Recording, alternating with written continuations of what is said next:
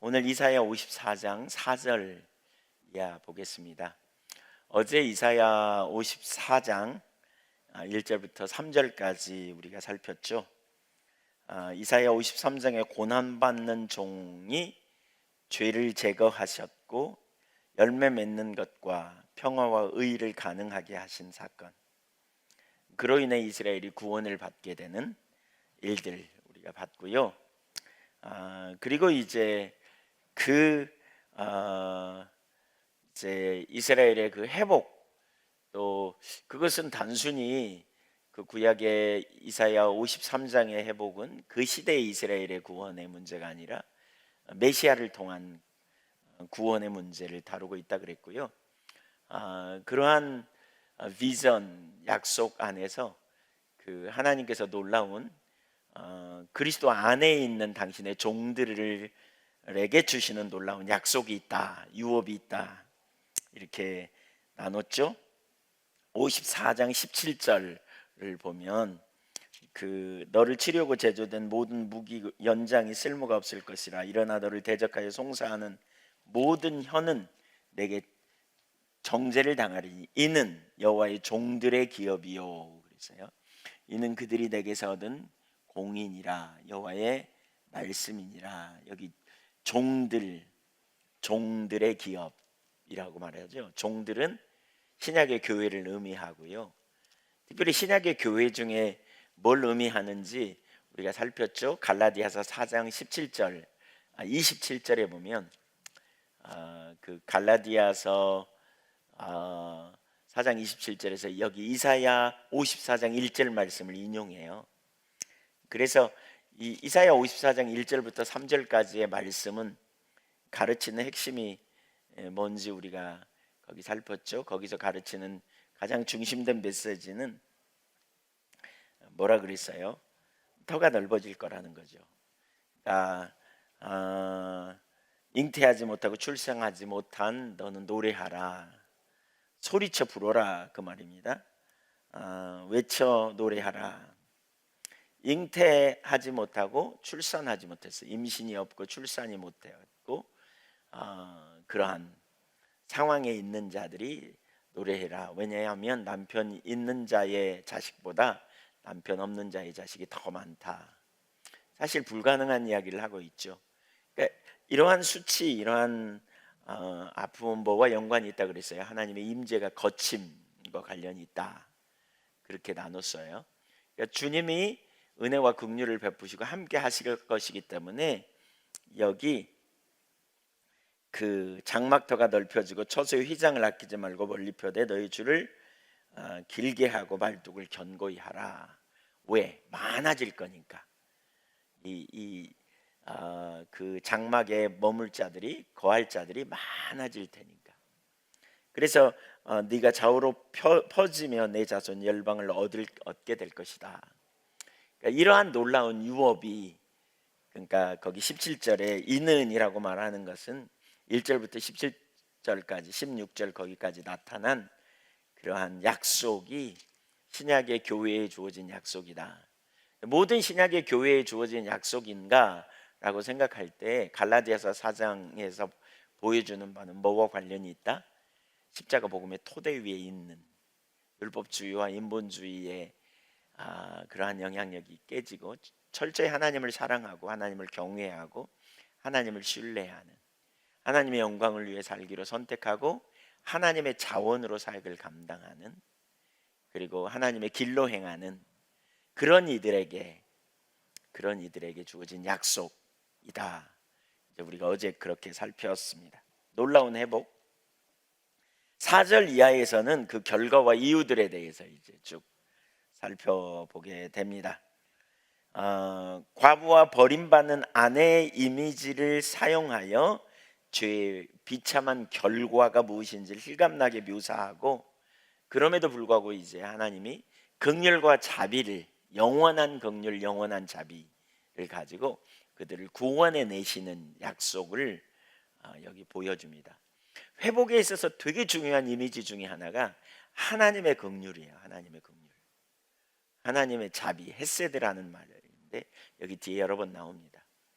관계를 깨므로 심판이 왔다면 다시 그 관계를 하나님께서 긍휼과 자비로 회복시키시겠다, 이 말씀을 해요. 관계가 깨짐으로 심판에 이르렀다면 이제 하나님이 다시 회복시키시겠다. 그러니까 관계가 깨짐으로 심판을 받았다는 말은 포로로 잡혀가는 것을 의미하거든요. 바벨론 포로로 잡혀가는 것은 심판받아서 잡혀간다. 근데 심판받아 잡혀감으로 끝나는 게 아니고 어떻게 해요? 이제 하나님께서 다시 그들을 회복시키신다. 그러니까 회복시킬 때 뭐가 있어요? 심판, 징계, 여기에는 뭐가 있어요? 결핍, 여기에는 뭐가 있어요? 억압, 수치, 그렇죠? 이런 일들이 있다면 회복은요, 그 반대 현상이 일어나겠죠. 그렇죠? 생명, 풍요함, 그렇죠? 평강, 특별히 샬롬.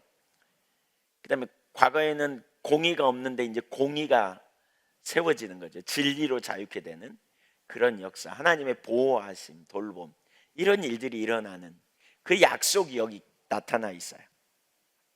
자, 4절을 같이 보겠습니다. 같이 읽습니다. 시작. 두려워하지 말라. 네가 수치를 당하지 아니하리라. 놀라지 말라. 네가 부끄러움을 보지 아니하리라. 네가 네 젊었을 때의 수치를 잊겠고 과부 때의 치욕을 다시 기억함이 없으리니. 두려워하지 말라 이렇게 말하죠. 왜냐하면 이제 더 이상 수치, 부끄러움, 치욕을 당하지 않을 것이기 때문이다. 예, 이렇게 말하죠. 그러니까 우리가 기대하지 않았던 일들이 우리의 삶에 일어날 때에 우리가 어떤 일을 경험해요? 그러니까 그때 우리는 당황스러움과 좌절감 또는 신랄한 비난에 직면했을 때, 예상치 못한 일이 벌어졌을 때 나타나는 그 단어들이 여기 세 가지 나오거든요. 수치를 당하다, 부끄러움을 보다, 치욕을 경험하는 거죠. 여기 보면 이 9절 4절을 보면 청년 때의 수치 이렇게 나오잖아요. 예. 그다음에 과부 때의 치욕 이렇게 나오죠. 청년 때의 수치는 뭘 의미하냐면 이스라엘 역사 속에서 애굽에서의 종살이 하던 시절을 의미하고요. 그다음에 과부 때의 치욕은 이스라엘 민족이 바벨론 포로로 잡혀갔던 때를 의미해요. 이런 치욕과 수치가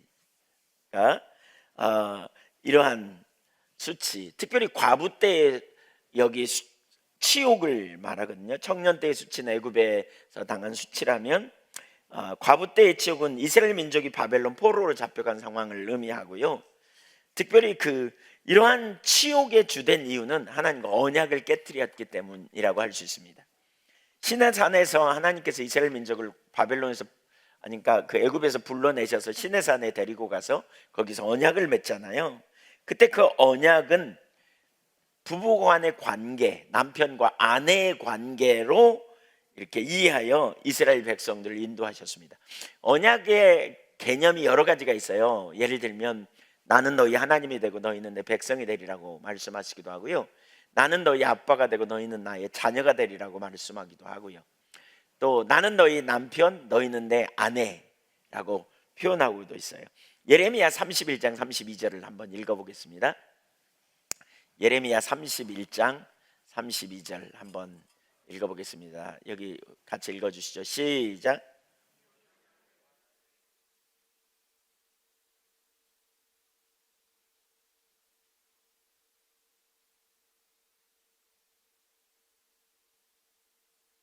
그러니까 그들의 조상들의 손을 잡고 애굽 땅에서 인도하던 내 날에 맺은 것과 같지 않는다. 이제 새 언약을 맺을 거다. 그건 신약의 언약이에요. 예수 그리스도 안에서 있는 언약을 이제 예언하면서, 옛 언약이 뭐예요? 시내산에서 맺었던 언약. 내가 너희 조상들의 손을 잡고 애굽 땅에서 인도하여 내던 날에 했던 것과 같지 않다. 그러면서 그때 했던 게 뭐냐? 내가 그들의 남편이 되었다. 이렇게 말하죠. 남편과 아내의 관계. 이게 시내산에서 맺은 언약이라고 할 수 있어요. 남편과 아내의 관계, 친밀한 관계. 출애굽기에는 그렇게 말하고 있진 않아요. 출애굽기는 나는 너희 하나님, 너희는 내 백성이 되리라 이렇게 말씀했죠. 근데 예레미야서에서 이렇게 말하죠. 남편과 아내의 관계로. 그러나 그들이 그 언약을 깨뜨렸다는 거예요. 언약을 파기했어요. 언약의 관계에서 되게 중요한 개념이 두 가지라 그랬죠. 헤세드와 에메트. 헤세드는 뭐예요? 사랑이에요. 사랑. 에메트는요, 충성 때문에요. 신실한 거죠. 신의를 지키는 거죠. 부부간의 신의를 지키는 이거잖아요. 사랑과 신의를 지키는, 이게 언약의 핵심이에요. 출애굽기 19장 5절에 그랬잖아요. 너희가 내 말을 듣고 내 언약을 지키면, 그렇죠. 그러니까 하나님의 말씀 통치 가운데 들어가는 것이고, 하나님을 사랑함으로 통치 가운데 들어가 그분의 말씀에 순종하는 것, 이게 언약 아래 있는 삶이라는 거죠. 근데 그걸 깨뜨렸어요. 이스라엘 백성들이 남편 대신 하나님을 멀리하고 이방의 우상들을 섬겼고, 그로 인하여 남편 대신 하나님으로부터 심판을 받게 됩니다. 그래서 이스라엘 백성들의 죄를 음란의 죄, 막 그렇게 하잖아요. 간음하는 죄를 범했다. 이게 뭐예요? 우상 숭배를 두고 계속 얘기하거든요. 하나님 아닌 다른 것을 신뢰하고. 이사야 시대는 무슨 일을 했어요? 아수르와 애굽을 의지했죠.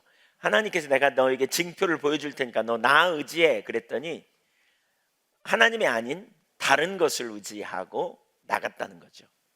다른 방식으로 나갔어요. 그래서 역사 속에서 이렇게 심판을 당하게 된 거죠. 하나님께서 그들을, 남편 대신 하나님이 그들을 범죄로 말미암아 돌보지 않은 거죠. 그들을 더 이상 돌아보지 않은 거예요. 언약을 깨뜨려 버렸다니까요. 그러니까 하나님도 그들을 버리죠. 그래서 왜 성경에 그런 표현이 있죠. 너희가 나를 버려서 나도 너희를 버려, 너희가 수치를 당하게 했다, 이런 표현이 있거든요. 하나님을 떠남으로 말미암아 하나님이 그들을 돌보지 않으셨어요. 그래서 오늘 지금 말하는 것처럼 남편 없는 과부처럼, 과부가 당했던 것과 같은, 그래서 더 이상 해산하는 일이 없는, 더 이상 여기 1절에 말하는 잉태하지 못하고 출산하지 못하고 산고를 겪지 못하는, 열매가 없는 거죠. 삶에, 그 삶에 하나님만 주시는 열매가 있어야 되는데 그 열매가 없는 거예요. 그래서 어제 우리가 나눴잖아요. 오늘날 교회 가운데 주일학교, 오늘날 교회 가운데 젊은 세대가 없고, 오늘날 점점 그 학생들이 없고 청년들이 없고, 교회가 점점 초등학교, 우리 지금 아이들, 제가 아동부 중고등부 보면서 깜짝 놀랐어요. 지난번에. 그러니까 부모님들이 나오는 교회 아이들 정도예요. 우리 교회도. 진짜 경각심이 부어지더라고요. 교회 안 다니는 애들 요즘 많대잖아요. 초등학교 뭐 복음화율이 3%밖에 안 된다고. 3% 미만이면 미전도 정도로 본다는데, 우리나라도 심각합니다. 한국의 그 지금 교회들 가운데 주일학교 없는 교회들이 굉장히 많습니다. 우리 여기 광주 지방만 해도 29개 교회인데 교회 학교 있는 교회가 몇 교회 안 됩니다. 달에 한 5교회, 6교회 될 거예요.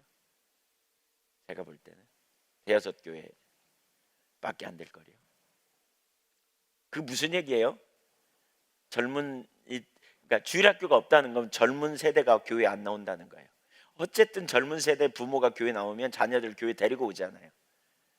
근데 없다는 거예요. 그만큼 없다는 거예요. 심각해집니다. 우리 한국도 지금 심각합니다. 그러니까 여러분, 여기 이러한 유업이 회복되는 것과 뭐와 연관이 있는지, 그냥 이사야 시대에 수많은 의식이 있었어요. 이사야 시대에 성경이 말한, 그러니까 학자들이 그렇게 표현해요. 이사야 시대에 사실 바리새인들이 이사야를 제일 좋아했대잖아요. 그리고 학자들이 무슨 얘기를 하냐면 이사야 시대의 의식은 부족함이 없었다는 거죠. 성경대로 재물을 갖다 바쳤고 성경대로 의식을 지켰다는 거죠. 1년에 3차례 보이러 오라 그러니까 남자들이 보이러 왔고. 그런데 어떻게 해요? 입술뿐인 예배였다. 이사야 29장 13절에 말하는 것처럼 형식적인 예배로 전락하니까, 하나님의 임재가 거치고 형식적인 예배로 전락하니까 능력을 상실하고 죄를 이길 능력이 없고 그냥 형식적인 예배예요. 여러분, 오늘날도 마찬가지예요. 제가 참 두려운 게 그거라니까요. 교회 주일학교 때 다녔는데 주일학교 때 못 만나, 중고등부 때 못 만나, 청년 때 못 만나, 영 끝이에요. 다시 돌아오는 거 굉장히 어려워요. 그래서 우리 주일학교나 중고등부 우리 교사들, 선생님들, 또 우리 부모님들 정말 기도해야 되고요. 우리 예배 가운데도 마찬가지예요. 왔는데, 청년들이 왔는데 그냥 이론에 불과해요. 귀로 듣긴 하는데 주님 못 만나. 그러니까 감격도 기쁨도 없어요. 주님 못 만나면 떠나거든요. 금방 떠납니다. 어쩌면 고등학교 졸업과 동시에 떠나든지 졸업 이전에 떠나든지, 아니면 뭐 중고등학교도 요즘은 그냥 함부로 못 다루잖아요. 부모님들이 안 나온다고 그냥 악을 쓰면 그냥 떠나버려요. 교회 떠나요. 똑같아요. 여기 뭐가 없어요? 출산이 없어요. 임신이 없어요. 해산이 없어요. 오늘날 이 시대의 교회하고 너무 비슷한 상황이죠. 왜? 하나님의 임재가 거치면 똑같은 일이 벌어지는 거예요. 과부의 수치, 과부 때의 수치. 왜 그렇다고요? 남편이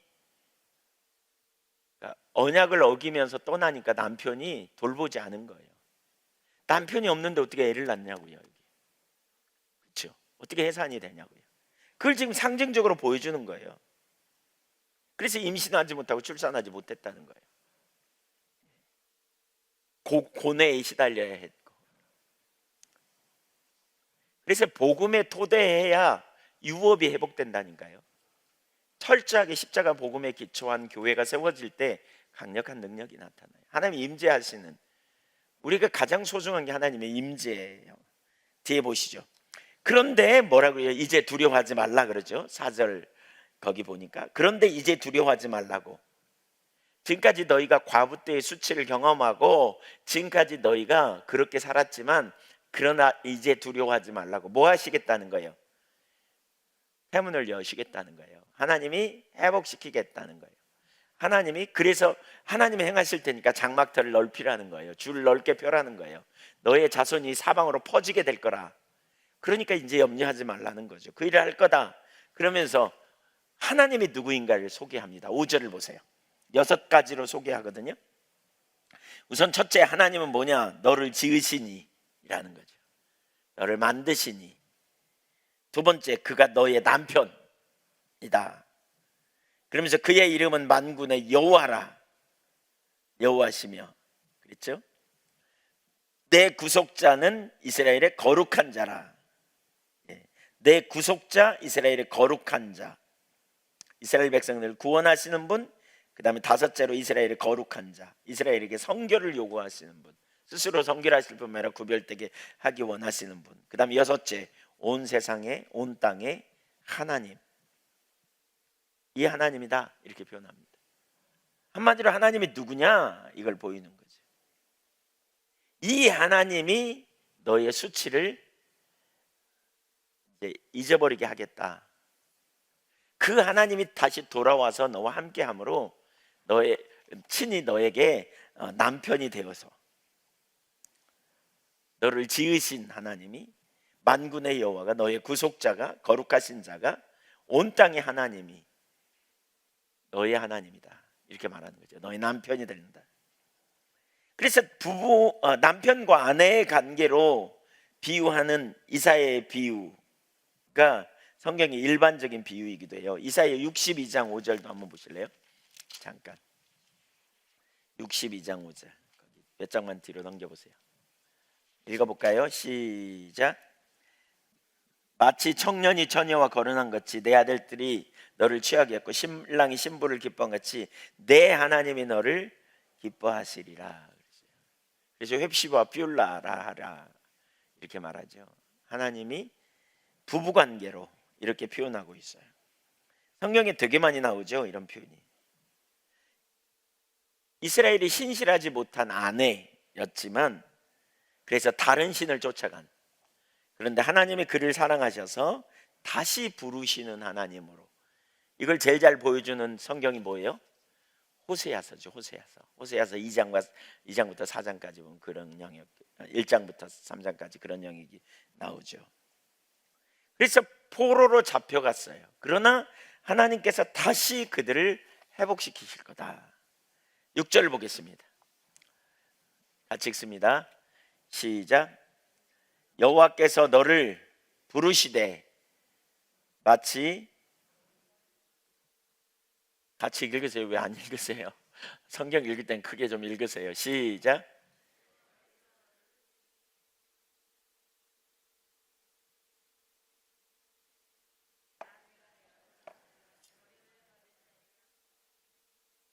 네, 어릴 때 아내가 되었다가 버림을 받은 자, 근심하는 아내, 버림을 받아 근심하는 자를 다시 부른 것처럼 내 하나님께서 너를 다시 부른다. 그러니까 남편의 용서로 말미암아 돌아오게 되는 거죠. 여전히 제 갈 길로 가지만 사실 그 사랑을 잘 보여주는 게 앞에서 나눴지만 호세아예요. 호세아, 음란한 여인 고멜을 호세아에게 결혼하게 해가지고 하나님의 사랑을 보여주는 거죠. 계속해서 반복해서 떠나는 고멜. 그러나 하나님은 끝까지 그를 사랑하신다는 표현이죠. 그래서 바벨론 포로에서 돌아오겠다는 거예요. 그러면서 여기 뭐라 그랬어요? 마치 버림을 받아 마음에 근심하는 아내.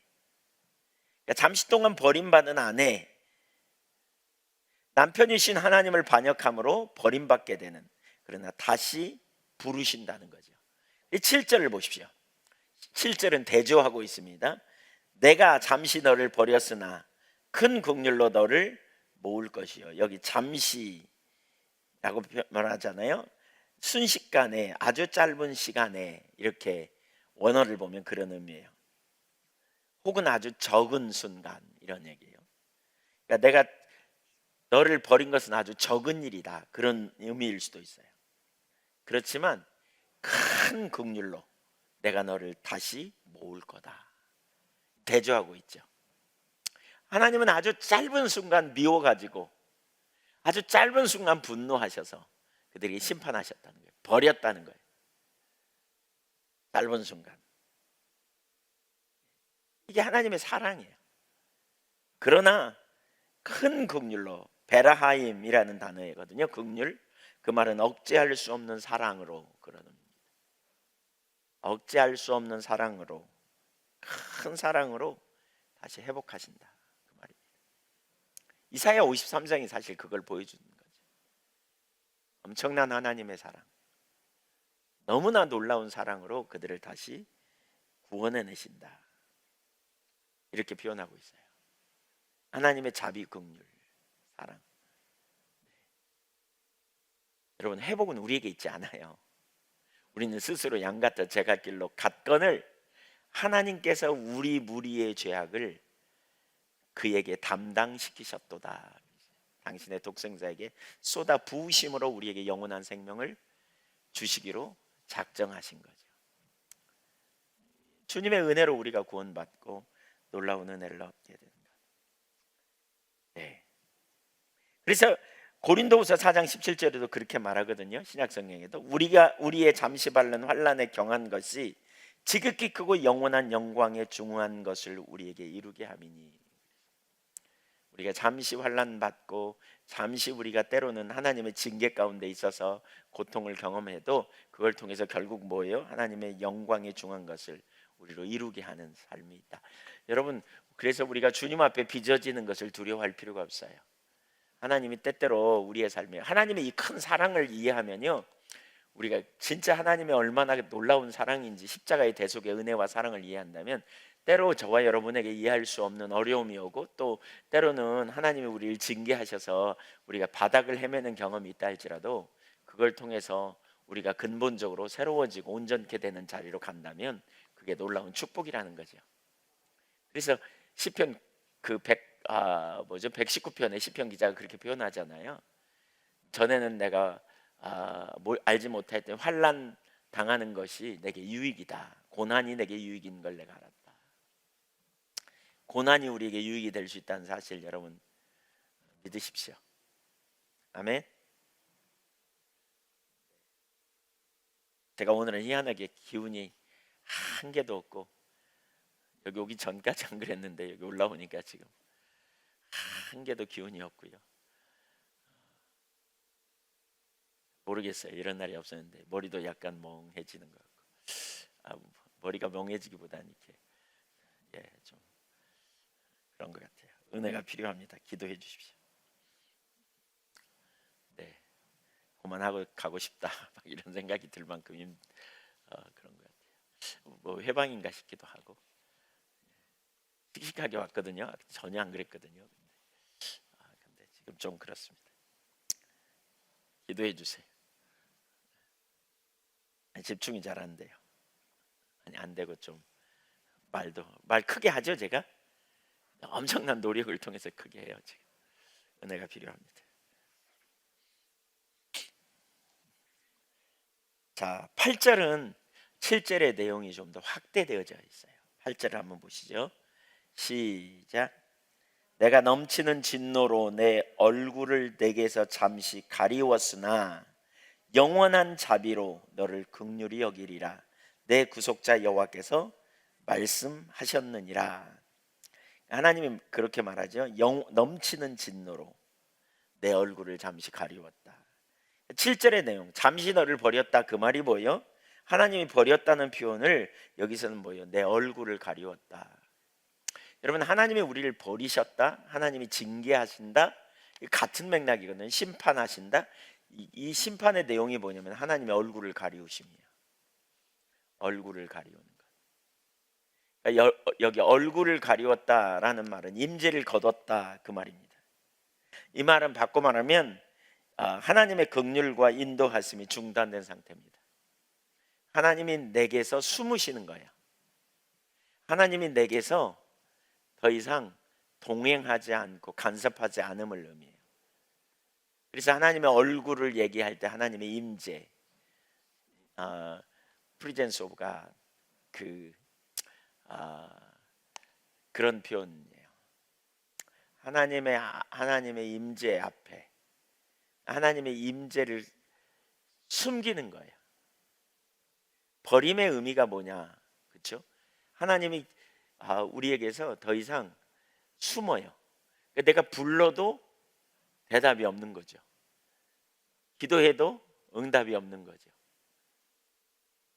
내가 하나님을 찾아도 하나님께서 반응하지 않으시는 거죠. 그게 하나님이 얼굴을 가리우시는 거예요. 임재. 성경에 이런 구절이 얼마나 많은지 몰라요. 심판의 가장 핵심 중에 하나는 뭐냐면 하나님의 얼굴을 가리우시는 거예요. 하나님의 얼굴을 가리워요. 얼굴을 숨긴다 그랬어요. 그러니까 하나님의 사람들이 가장 절박하게 기도하는 것 중에 하나가 뭐냐? 하나님의 얼굴을 구하는 거예요. 하나님의 얼굴은 하나님 자신을 구하는 거예요.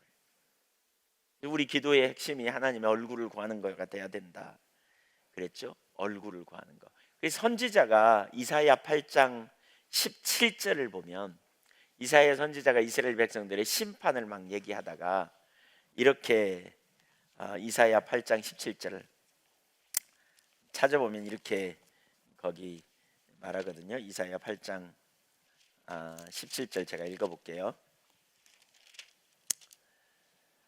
이제 야곱의 집에 대하여 얼굴을 가리시는 여호와를 나는 기다리며 그를 바라보리라.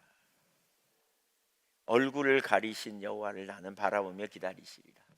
결국 여러분, 능력이 없는 이유가 뭐라고요? 하나님의 얼굴을 가리우신 거예요. 하나님 떠나신 거예요. 임재를 거두시는 거예요.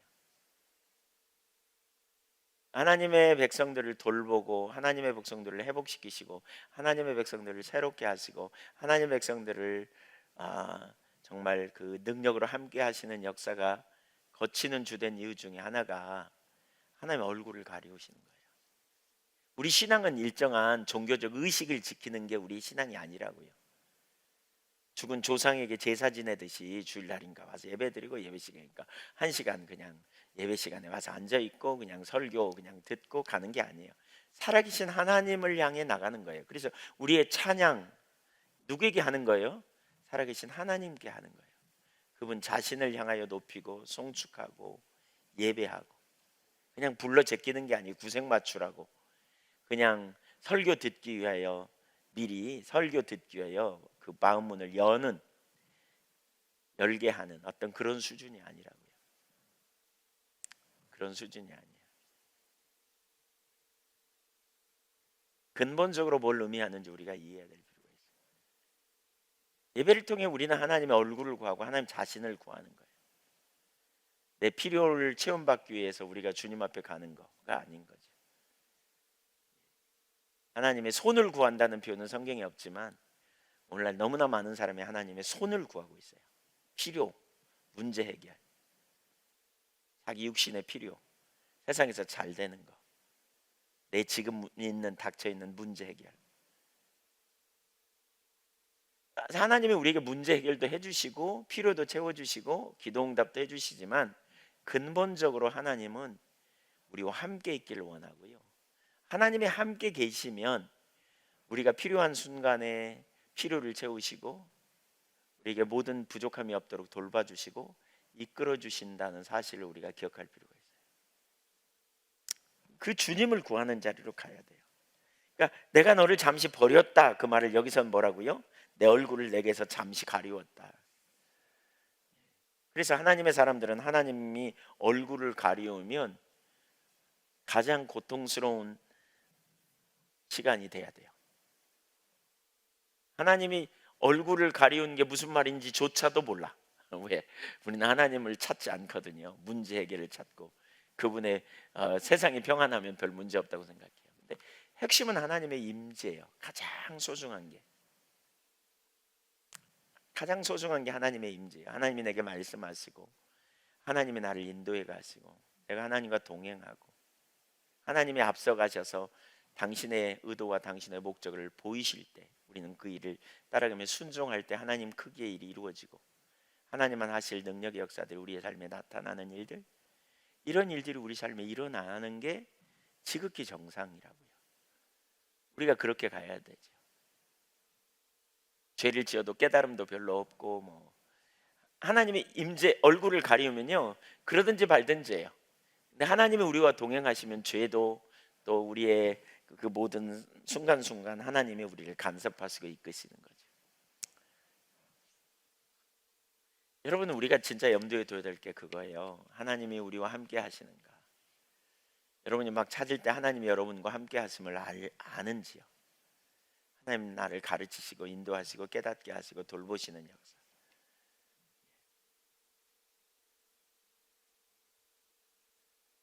주님의 얼굴을 구하는 자리로 가야 돼요. 내가 넘치는 진노로 내 얼굴을 내게서 잠시 가리웠으나, 여기 넘치는 진노라는 말은 넘쳐 흐르는 홍수처럼 하나님의 그 마음에 진노가 넘쳤다. 잠시 동안 넘치는 진노 말미암아 임재를 거두신 거죠. 그래서 어떻게 해요? 심판인데 그게 뭐냐? 임재를 거두는 거예요. 자, 가만히 생각해 보세요. 여러분 가만히 생각해 보세요. 우리는 우리의 자원으로 살 수 있다 없다? 그래서 누가 오셨어요? 예수님이 오셨어요. 그럼 예수님 믿음으로 우리가 구원받은 상태에서 우리의 힘으로 살아요? 계속 주님의 은혜가 필요해요? 근데 주님이 임재를 거두세요. 주님이 함께 안 하세요. 그건 뭘 의미하는 줄 아시겠어요? 그런 의미예요. 근데 우리는 오늘날 너무나 많은 사람이 구원받았어, 예수 믿고 구원받았어, 그리고 예수님이 끝날까지 함께 한다 그랬어, 이렇게 믿고 이렇게 말해요. 달라스 윌라드라고 하는 분이 쓴 하나님의 음성이라는 책에 보면 그분은 이 하나님의 임재를 네 가지로 우리가 볼 수 있다 이렇게 표현하는데, 하나는 뭐냐? 하나님의 임재는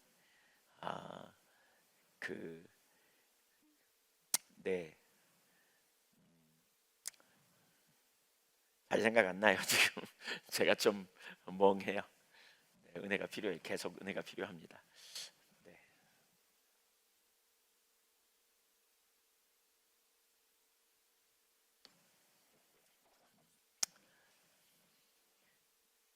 이제 그거예요. 모일 때 함께 하시는 하나님의 임재, 모일 때 우리 예배 가운데 임하시는 하나님의 임재를 얘기하고요. 또 성령님이 능력으로 어떤 우리가 사역을 감당할 때 성령께서 임하셔서 치유를 하거나 또는 어떤 감동을 주시거나, 그것이 또 다른 임재라고 말하고 있고요. 세 번째 임재는 어떤 특정한 시간에 성령께서 강력하게 군중이나 지역이나 나라에 임하시는 역사, 이게 부흥이죠. 네 번째 임재가 있는데 그게 뭐냐면 이론적인 임재라는 거예요. 두세 사람이 내 이름으로 모인 곳에 내가 너희와 함께한다. 이론적으로만 아는 임재. 오늘날 너무나 많은 사람이 그분의 표현이에요. 이론적인 임재. 두세 사람이 내 이름으로 모이는 곳에 내가 함께한다. 그걸 믿고 그냥 아멘 그러고 있다는 거죠. 우리가 이렇게 모였으니까 주님이 당연히 우리와 함께 하시지. 그리고 아멘 그런다는 거예요. 형식적인 상태에 머물러 있는. 그게 아닌 거죠. 그게 아니에요. 그게 아니에요. 실제로 우리 개인의 삶에 하나님이 함께 하실 때 정말 실존적인 물음이에요. 주님이 함께 가시면 주님만 하실 수 있는 일이 우리의 삶이나 교회 가운데, 교회 공동체에 나타나야 돼요. 하나님께서 우리가 죄 가운데 있는데 아무런 깨달음도 없어, 아무런 우리에게 비추심도 없다면 우리가 정말 거기에 함께하고 있는지, 하나님 우리와 함께 하신다는 사실이 실제인지 우리가 정말 경각심을 가지고 살펴봐야 될 일이에요. 깨어있고 주님이 기뻐하시는 길에서는, 주님을 영화롭게 하는 자리에서는 주님의 뜻과 의도와 목적과 길을 더 선명히 발견하는 이런 자리로 우리가 구체적으로 나가는 실제적인 역사가 일어나야 되는 거죠. 우리는 당연히 하나님이 우리와 함께 하신다고 여기지만 제가 볼 때 너무나 많은 경우에 지식에 불과해요. 우리가 양같이 제갈길로 가고 죄를 이길 능력이 없고 세상을 이길 능력이 없는 상태에 머물러 있는, 어정쩡한 상태로 이렇게 흘러가듯이 신앙생활하는, 그러니까 온갖 환경의 영향을 다 받아요. 세상의 영향을 그대로 받는 거예요. 유혹이 오면 그 유혹에 넘어가고, 조그만 어려움이 와도 거기에 휩쓸려 버리고. 그러니까 오늘날 사실 그러잖아요, 여러분. 굵직굵직한 사건이 있으면 기독교인들이 거기 얼마나 많이 이름을 올립니까? 형식적인 신앙으로 전락하면 정말 심각해요. 우리가 본질로 돌아서서 하나님 기뻐하시는 길로 서고 또 행하심을 우리가 보는 이 자리로 가는 게 너무너무 중요합니다. 자, 그런데 이제 어떻게 했다고요? 영원한 자비로 너를 긍휼히 여기리라. 거기 8절 다시 보세요. 영원한 자비죠. 잠시와 영원은 대비해 놓죠. 진노로 얼굴을 가리웠다면 자비로 너를 긍휼히 여기시리라. 이렇게 말하고 있어요. 진노가 잠시였다면 하나님의 자비, 긍휼은 무궁하고 영원하다. 이게 하나님의 사랑이고 하나님의 은혜. 그러니까 여러분, 우리가 하나님께 돌이켜 하나님을 구하면 하나님이 임하신다? 안 하신다? 임하신다. 우리를 만나주신다. 우리를 회복시킨다. 우리를 새롭게 해주신다. 애통함을 가지고 주님의 보좌 앞에 나아가 은혜를 구하고서는 이 약속 있어요. 우리 가운데 임재하셔서 그 일을 이루신다. 이게 회복의 시대에 일어나는 일이에요. 이게 하나님의 백성들에게 주신 유업이에요. 9절 보세요. 이는 내게 노아의 홍수와 같도다. 내가 다시는 노아의 홍수로 땅 위에 범람하지 못하게 하리라. 맹세한 것 같이 내가 내게 노하지 아니하며 너를 책망하지 아니하리라 맹세하였노니. 하나님은 노아에게 주신 약속, 무지개 언약이죠. 다시는 홍수로 심판하지 않겠다 이렇게 말하죠. 그런 것처럼 이스라엘 징벌하지 않겠다 이렇게 말해요. 예, 그러니까 여기서 중요한 게 노아에게 약속하신 문맥을 이해하는 게 중요해요. 왜 하나님이 홍수로 심판하지 않겠다고요? 이스라엘 백성들이 악해서 악해. 그러니까 그 시대의 사람들이 끊임없이 악을 행하니까 홍수로 심판하면 그냥 세상이 완전히 심각해져요. 제가 그 창조, 그러니까 우리 진화론이냐 창조론이냐 이걸 가지고 최근에 좀 그 김명현 교수님이라고 하는 분이 한 강의를 좀 들었거든요. 근데 그 김명현 교수님이 그러더라고요. 지구의 나이는 생각보다 많지 않다. 근데 왜 지구의 나이가 많은 것처럼 여기냐?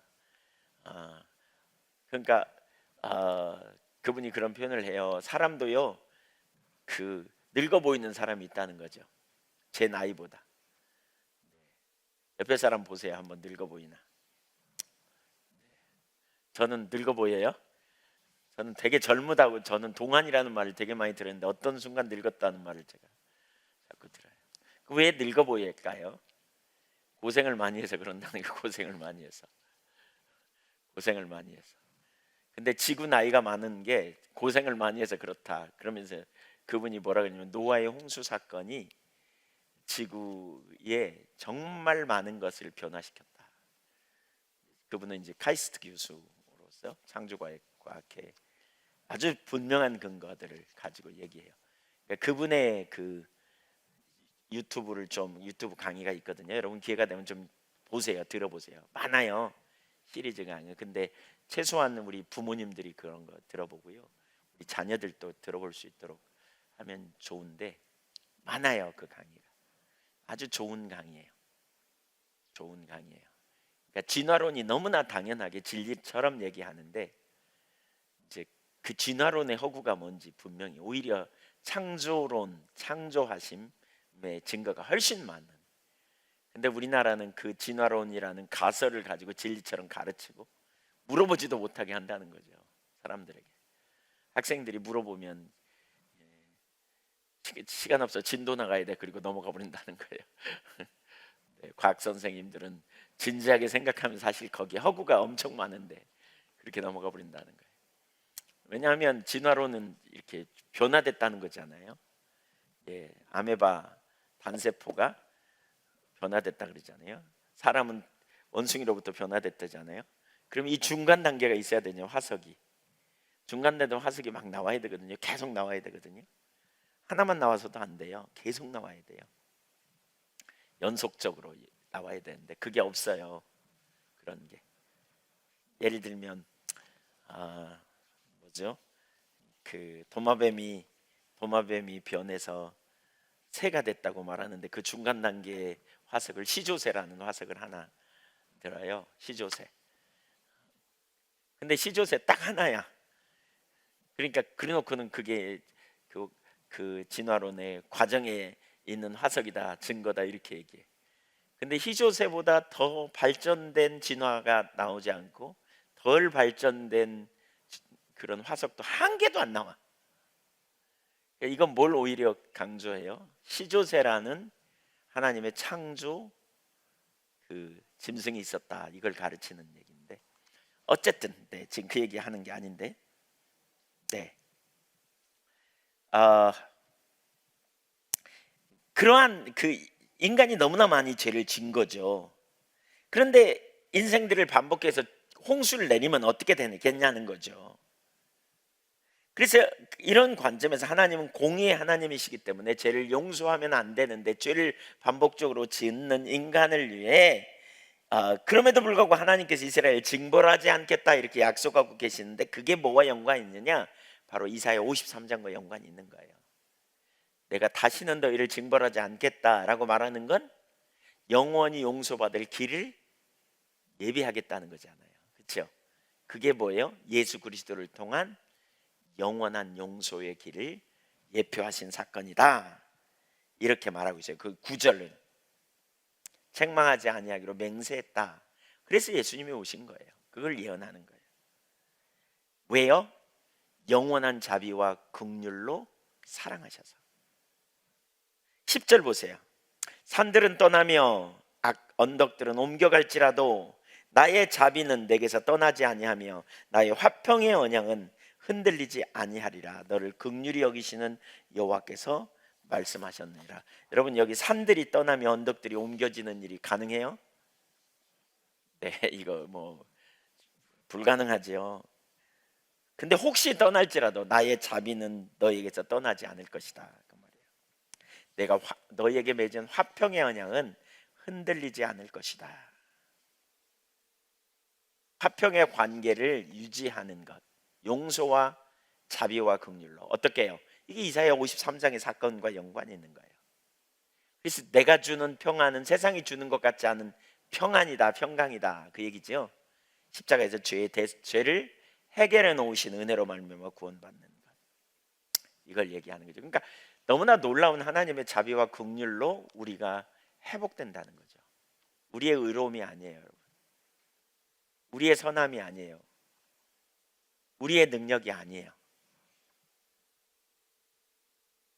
자, 그 다음에 이제 11절 이하에서 11절부터 17절까지는 그 자비와 긍휼의 실현이 뭐냐, 예루살렘에 관한 승리의 약속입니다. 세 가지를 볼 수 있는데, 첫째, 하나님께서 예루살렘의 영광이 회복될 것이다. 11절 12절 읽어보죠. 시작.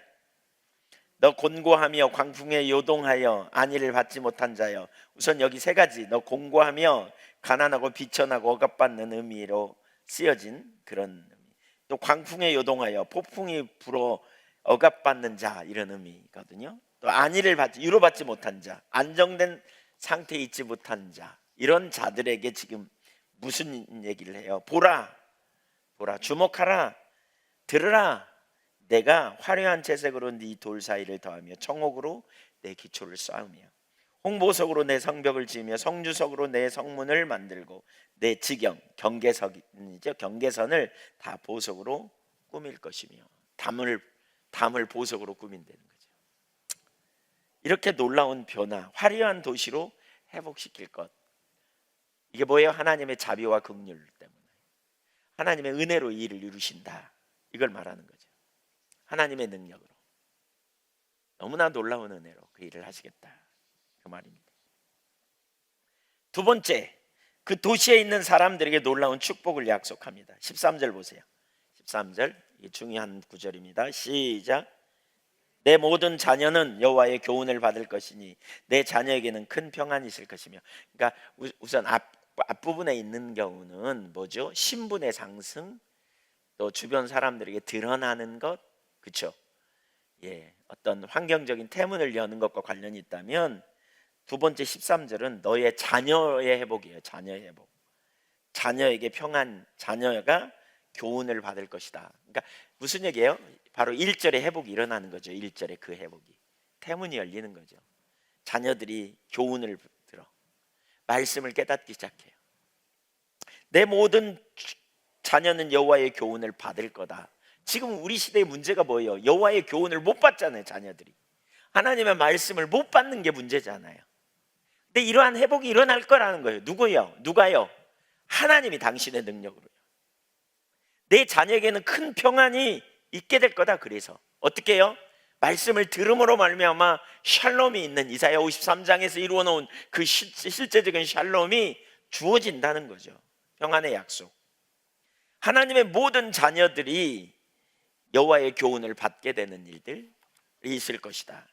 하나님께서 만나 주시고 그들에게 가르쳐 주실 때 그들이 그 음성을 듣고 그 말씀을 깨닫고 전환하고 돌이키고 회복하고, 주님을 의지함으로 주님 안에 죄의 문제가 해결되고 하나님과의 관계가 회복되고 이웃과의 관계가 회복되는 샬롬의 약속이 주어질 거라는 거예요.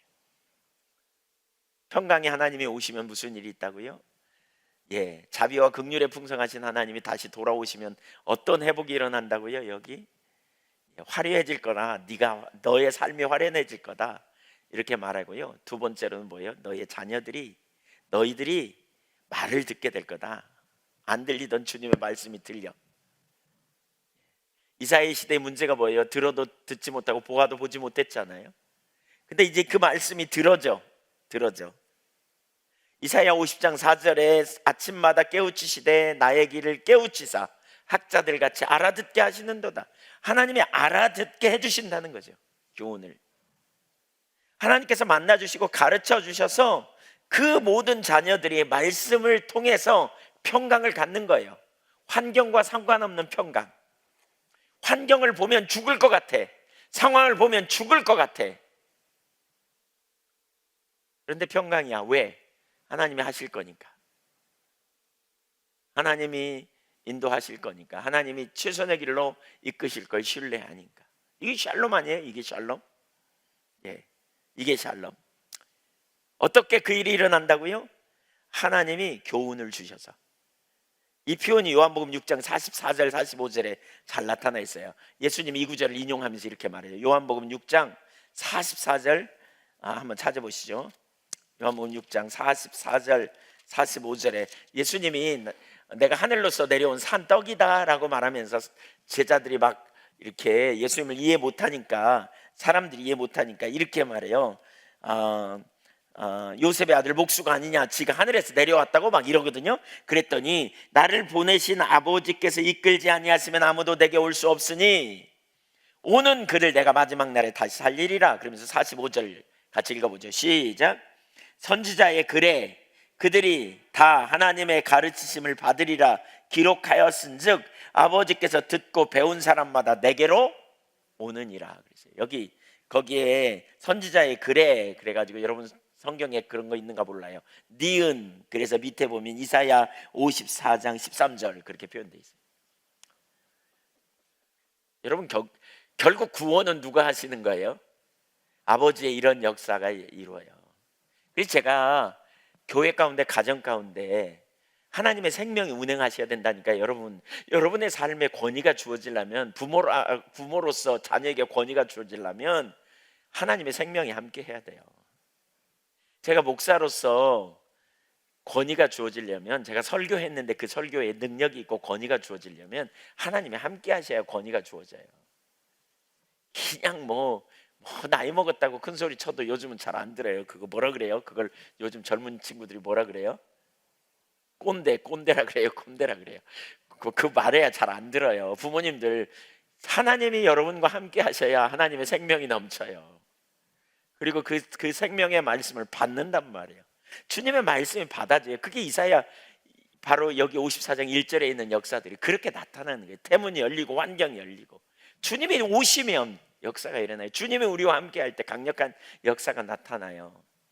진짜 중요한 게 이거예요. 제가 목회자로서, 목사로서 목회하면서 수도 없이 느끼는 게 그거예요.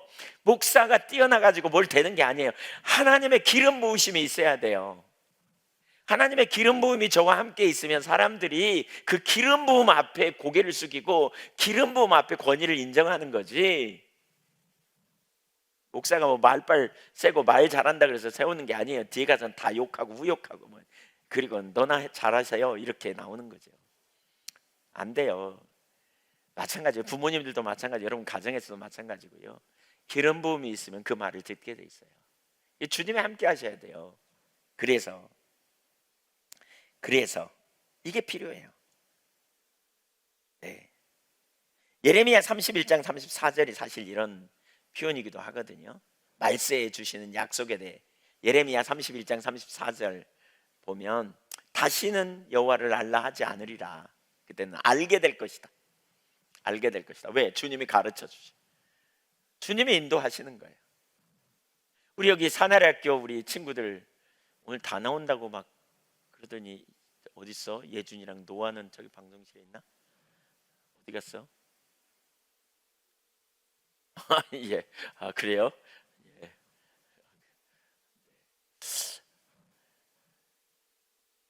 우리 아이들이 어떻게 말씀을 잘 알아듣고 그 말씀을 그냥 이론이 아니라 성령께서 우리에게 깨닫게 해주시고 적용시키셔서 우리의 삶을 바꾸는 일이 일어나야 되잖아요.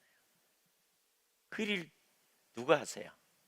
여러분 주님이 하세요. 지난주에 제가 전주 갔더니요, 우리 그 전주의 레슬링 형제 한 명이 그러는 거예요. 지금 이제 실업인 팀으로 갔던 형제가 그러는 거예요. 목사님, 우리도 그렇게 목사님이 설교하면 좋겠어요. 어거지로 오는 게 아니라 그냥 기쁨으로 오는 그러한 시간이 되면 좋겠어요. 그걸 누가 모르나? 주님이 하셔야지. 근데 그 형제는 저한테 그렇게 설교를 하라고 그러는 거예요. 저한테. 그래서 제가 그냥 지난 주일부터 엄청난 무게감을 가지고 있습니다. 지금. 야, 이거 어떻게 하나? 주님 오시옵소서.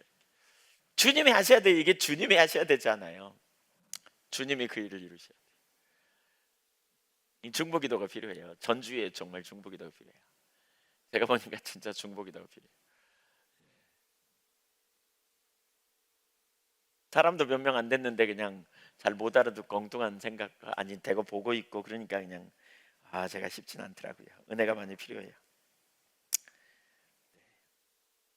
주님이 임하셔서 이런 일이 일어나야 돼요. 네, 아이고 시간이 많이 가버렸네. 네. 그래서 어떻게 해요? 큰 평강을 주실 거다. 이런 은혜가 약속되어 있습니다. 저는 이게 우리의 비전이라고 봅니다. 이게 우리의 비전이에요. 저는 모든 가정에 이런 일들이 일어나야 된다고 믿어요. 아니 이건요 여러분 막연하게 하는 게 아니에요. 이건 십자가 복음의 토대 위에 있는, 정말 그리스도 안에 있는, 하나님을 사랑하는, 자기를 부인하고 주님을 존재를 다해 사랑하는 그러한 자들에게 주시는 약속이에요. 비전이에요. 아멘. 그래서 장막터가 넓어질 거예요. 우리 한교회 모든 가정에 장막터가 넓혀져 갖고 부모 뭐죠? 다 모든 가족이 다 교회 나와. 이제 은혜 받고 그냥 이렇게 그 교회 더 크게 지어야 될지도 몰라. 네, 그렇다고 이제 교회는 더 안 지을 거예요. 아무리 많이 와도 교회는 그만 지으려고요. 이제 아니 교회는 그만 지으려고 이제 건물 짓다가 끝날 것 같아서 안 될 것 같고, 이제 뭐 더 많이 오면 빌려서 하겠죠. 여기 학교를 빌리든지 강단을 빌리든지 뭐 그럴 수도 있겠죠. 어쨌든 네, 장막터를 넓히고 뭐 네, 그런 일이 일어나면 좋겠어요. 아멘. 자, 14절 보세요. 보호를 약속합니다. 보호. 이렇게 하나님의 진리를 깨닫는 게 전 관건이라고 생각하거든요. 이게 그 다음에 14절부터 17절까지는 보호예요. 너는 공의로 설 것이며. 왜 공의로 서요? 죄로 물든 인간이 스스로 설 수 없어요. 근데 하나님은 은혜를 부으시는 거예요. 이사야 53장에 그 은혜가 부어지고요 의롭게 되는, 53장 11절에 보면 그렇게 말하죠. 그가 자기 영혼에 수고한 것을 만족하게 여길 것이라. 나의 의로운 종이 자기 지식으로 많은 사람을 의롭게 한다. 그 의롭게 함으로 우리가 의롭게 되는 거죠. 의롭게 하는 거예요. 그분은 하나님의 백성들을 온전히 인정해 주시고 하나님 보시기에 의롭게 되는 거죠. 메시아가 다스리는 나라, 그런 나라에 우리가 의롭다함을 칭함을 받고, 또 주님을 아는 백성은 말씀이 깨달아지면서 하나님의 말씀이 생명인 걸 알아. 하나님의 율법이 생명인 걸 알아. 우리가 율법은 우리가 구원받기 위해 지키는 게 아니고 하나님의 백성들이 살아야 될 삶의 규범으로서 이게 생명인 줄 알아. 그래서 어떻게 해요? 공의를 행하는 거죠. 공의를 행하는 거예요. 공의를 행하는 거예요. 그래서 여러분, 그리스도인은요, 예수를 정말 만난 사람, 잘 사는 사람은 기본적으로 착한 사람이 되어 있어요. 예수 잘 믿고 안 착하다? 이건 잘못 믿는 거예요. 성령의 9가지 열매를 맺는 사람, 착한 사람이 돼요. 바나바는 착한 사람이라 그랬거든요. 착한 사람이 돼요. 착한 사람. 이런 일이 일어나게 돼 있는 거죠. 공의를 행하는, 공의를 따라서는. 왜? 말씀을 듣고 교훈을 받음으로 그렇게 되는 거죠. 그 결과 어떻게 해요? 여기 공의로 설 것이며 학대가 내게서 멀어진다. 내가 공의로 행하지만 또한 공의를 따라 내 삶에 일어나는 거죠. 그래서 부정한 일, 불합리한 일이 우리가 삶에서 떠나가, 학대가 떠나가는 거죠. 공포도 떠나가는 거죠. 공포도 떠나고 학대. 리케 헌불이라고 하는 분이 쓴 글을 제가 보니까 그분은 이렇게 표현했더라고요. 이 뭐죠? 그 학대는, 그러니까 학대가 내게서 멀어질 거다. 그것 학대를 내부적인 그런 어떤 갈등을 의미한다. 교회를 위협하는 내부적인 갈등, 내부로부터 오는 공격, 이렇게 그분은 이걸 볼 수 있다고 말하고요. 공포는 외부로부터의 공격이다. 이렇게 그분은 주석했어요. 어떤 근거인지는 잘 모르겠어요. 그분의 글에 그렇게 그냥 써 있어서 제가 참조해서 얘기하는 거예요. 근데 어쨌든 이 내부적인 공격이든 외부적인 공격이든 어떤 것도 이길 수 없다는 거죠. 이길 수 없어요. 왜요? 15절 보세요. 보라, 그들이 분쟁을 일으킬지라도 나로 말미암지 아니한 것이니. 하나님 도우지 않은 거예요. 누구든지 너와 분쟁을 일으킨 자는 너로 말미암아 패망하리라. 결국 승리의 손을 들어줄 것이기 때문에. 누가? 하나님이요. 자, 너로 인하여 패망하리라. 너에게 복종케 되리라. 그 말입니다. 문자 그대로 말하면 얄라이크 이풀이라는 그런 히브리어인데, 네 앞에 복종하게 만들어 놓는다는 말이죠. 파멸하게 할 거다. 그래서 항복하게 할 거다. 이렇게 말하는 거죠. 16절 읽어보죠. 보라, 숯불을 불어서 자기가 쓸만한 연장을 제조하는 장인도 내가 창조하였고 파괴하며 진멸하는 자도 내가 창조하였은즉 너를 치려고 제조된 모든 연장이 쓸모가 없을 것이라. 일어나 너를 대적하여 송사하는 모든 혀는 내게 정죄를 당하리니. 왜? 하나님이 주권 아래에 있기 때문에. 그러니까 하나님의 당신을 경외하고 당신의 백성들에게 자비와 긍휼로 전에는 버렸지만 이제 함께 하기 때문에. 그래서 어떻게 해요? 하나님이 보호하신다는 거예요. 그러면서 이것이 뭐냐? 여호와의 종들의 기업이요, 이는 그들이 내게서 얻은 공인이라, 여호와의 말씀이니라. 하나님의 돌보심, 하나님의 보호하심, 하나님의 구원, 하나님의 은혜, 이게 바로 십자가 복음 안에 있는 자들에게 주시는 하나님 나라의 유업이에요. 유업. 태문이 열린다. 믿으십니까? 54장 1절에 태문이 열린다. 십자가 복음의 유업. 그래서 넓혀질 거다. 지경이 넓혀질 거다. 왜? 하나님이 긍휼과 자비로, 전에는 그 언약 아래 있었는데 언약을 배반하고 떠난 그들을 잠시 버렸다. 하나님의 얼굴을 숨겼다. 그랬더니 이들이 말할 수 없이 피폐해졌다. 그러나 다시 영원한 사랑과 영원한 긍휼로 그들을 내가 다시 관계를 회복했다. 내가 남편 노릇 다시 하기로 했다. 그거죠. 그래서 이들을 심판하지 않기에 노아에게 약속한 것 같은 약속을 내가 준다, 맹세한다. 그래서 내 아들을 십자가에 못 박았거든, 그 얘기죠. 영원한 사랑, 영원한 언약을 나타내는 표현이 십자가입니다. 그래서 계속의 사랑.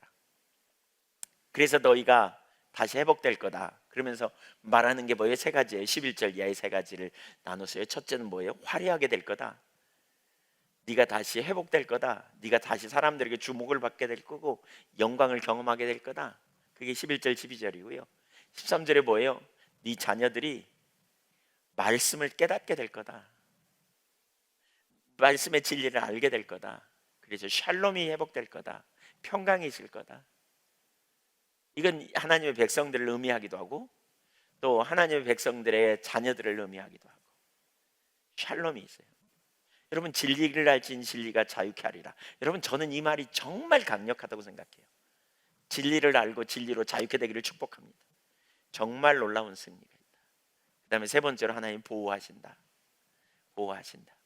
최근에 저는 그런 생각, 제가 집에서도 그런 얘기를 이렇게 제 아내랑 또 저희 많이 나누는데요, 진짜 하나님이 보호하시는구나, 이걸 느낍니다.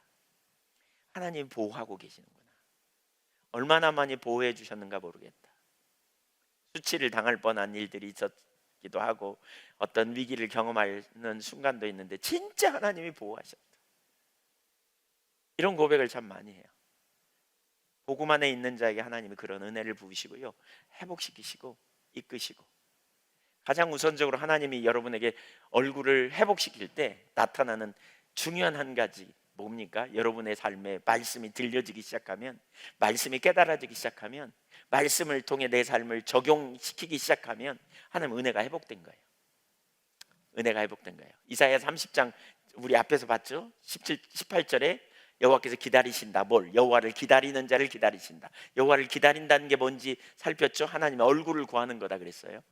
하나님의 얼굴을 구하고 하나님의 임재를 갈망하고 기다리는 자에게 하나님이 오시면 제일 먼저 주시는 은혜가 뭐라고요? 환난의 떡과 고생의 물을 주시지만 스승을 숨기지 않는다. 말씀이 숨겨지지 않는다. 말씀이 깨달아지기 시작한다. 교훈을 알아듣기 시작한다. 그렇게 될 때 무슨 일이 벌어진다고요? 말씀을 알아듣기 시작하고 깨달아지기 시작하면서 그 다음에 어떤 일이 있어요? 그러면 내가 좌로나 우로나 치우칠 때 말씀을 통해 하나님이 그거 아니야, 이게 바른 길이야, 이렇게 가르침을 통해서 우리의 삶에 우상이 뭔지를 알게 되고 그걸 더러운 물건을 던진같이 던지면서 나가라, 그렇게 할 때 하나님께서 태문을 열으시고 환경을 열어가신다. 이렇게 나눴어요. 여기는 순서는 좀 바뀌었지만 그렇게 하신다는 거예요. 그분이 우리의 보호자가 되시고 돌봐주시고 역사하시는 역사. 그러면서 태문이 넓어지는 거죠. 장막터가 넓혀지고 수많은 영혼이 돌아오게 되고 많은 사람들이 회복되는 그러한 놀라운 일에 주님이 우리에게 주신 이게 비전이에요. 이 비전 믿으십니까? 너무나 신나잖아요. 이런 일이 일어날 것을, 대거 주께 돌아오는 일. 하나님이 저에게 오래전에 주신 약속 중에 이루어지지 않은 한 가지가 뭐냐면요, 많은 사람이 돌아오는 걸 보게 할 거라는 거예요. 많은 사람이 돌아오는 걸 보게 할 거라고. 저에게 숫자도 보여주셨어요. 근데 제가 아무에게도 얘기 안 하려고 그랬는데 딱 한 사람에게만 얘기했어요. 하도 물어봐가지고, 여주봉 목사님이 자꾸 물어봐가지고 제가 아니 그냥 말 안 한다고 그러니까 괜찮다고 한 번만 얘기하라고 내가 한다니까 하도 얘기해가지고 딱 한 사람한테만 얘기했어요. 저는 그 약속을 신뢰해요. 정말 많은 사람들이 주께로 돌아오는 걸 보게 될 거라고. 하나님께서 그러한 일들을 이루실 것을 보게 될 거라고. 그건 결국 누가 오셔야 돼요? 주님이 오셔야 돼요. 주님이 강한 능력으로 임하셔야 돼요. 그런 은혜가 부어지기를 간절히 소망합니다. 아멘. 네, 기도하죠. 우리 찬양하죠. 네, 오늘 제가 좀 잠시 동안 하여튼 좀 멍 때려가지고 좀 설교가 길어졌습니다. 찬양.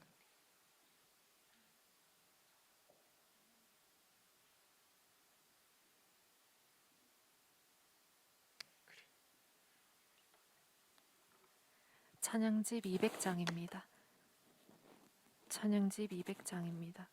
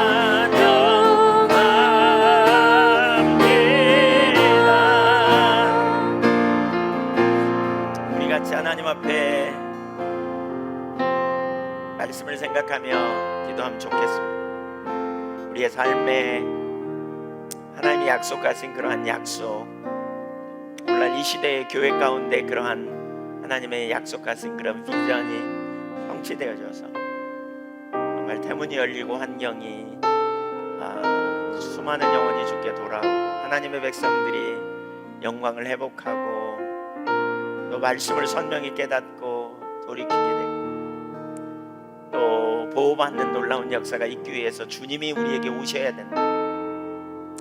우리가 혹시 하나님을 떠났다면 하나님 용서해달라고 인본주의적이고 자기중심적이고 이기적인 자리에 가 있었던 하나님의 얼굴을 구하기보다 우리가 형식적인 신앙으로 전락하고 그 자리에 머물러 있지 않았는지 살피면서 그 자리에 있다면 회개하고 오늘날 조국 교회들, 이 땅의 교회들 능력을 상실하고 더 이상 태문이 열리지 않는 현실 속에 정말 주님이 오셔야 삶의 변화가 일어나고 회복이 일어나는데 그렇지 못한 채 머물고 있지 않은지 우리가 살피면서 주님 우리에게 다시 큰 긍휼과 큰 자비로 우리를 돌아보아 주시도록 구하고 하나님 알며 하나님을 개인적으로 만나는 놀라운 은혜 역사를 우리에게 부어달라고 사모하며 우리가 나가기를 원합니다. 우리 같이 간절히 기도하는 시간 갖기를 원합니다. 할렐루야. 우리 아버지 하나님 은혜와 사랑을 감사하고 주님을 갈망하며 주 앞에 나갑니다. 오 할렐루야. 우리 하나님 능력으로 임하여 주옵소서. 기름 부음으로 역사하여 주옵소서. 아버지 영광을 나타내 주옵소서. 신실하신 하나님, 오 아버지 하나님, 아멘. 할렐루야. 우리 아버지 하나님 영광으로 임하여 주옵소서. 기름 부어 주시옵소서. 야라바라리로리로리로리로리로리비카.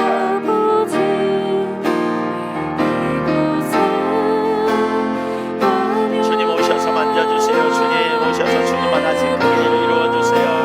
주님 영광을 경험하도록 은혜를 부어주시옵소서. 행하신 놀라운 역사를 보게 하여 주옵소서. 우리 아버지 하나님 감사합니다. 크시고 놀라우신 은혜와 능력과 권능의 손으로 역사하시고 하나님 주님이 함께 하시지 않으면 우리 삶에 어떠한 생명도 능력도 없사온데 하나님 아버지 저희가 하나님 얼굴을 구하기보다 하나님을 갈망하고 사모하고 주님의 임재 안에 구하기를 갈망하는 자리에 있기보다 우리가 하나님 모양 꾸미고 형식적인 자리에 머물러 있지 않은 그러한 상태에 있는지 저희 자신들을 볼 수 있도록 은혜를 부어주시고 주님 주신 은혜와 능력 아래 붙들림 받으도록 역사하여 주옵소서. 신실하신 하나님께 영광을 돌리며 하나님을 높이며 하나님을 송축하며 하나님을 예배합니다.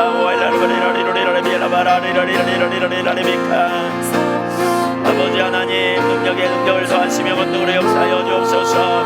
크시고 놀라우신 은혜로 채우시옵소서. 아버지 하나님 영광을 나타내 주옵소서. 주님 우리에게 임재하여 주옵소서.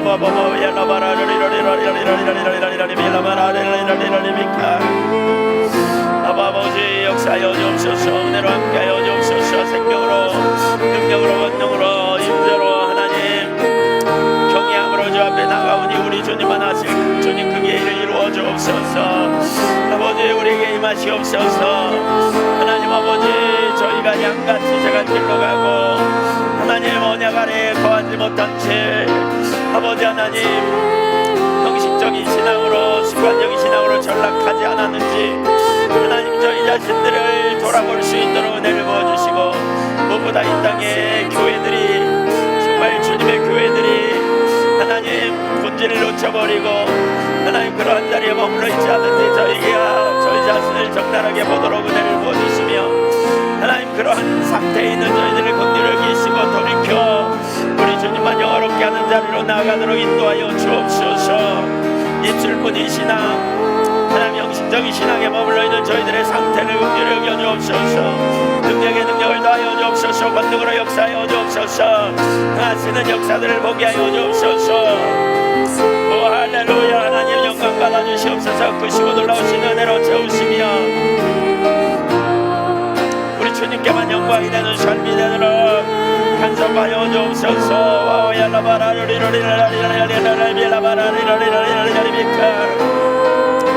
아멘. 주님 오 할렐루야. 바바바바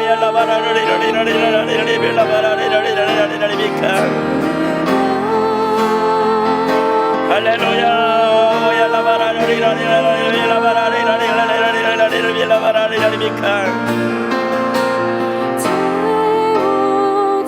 오 아버지 하나님 은혜를 부어주시옵소서.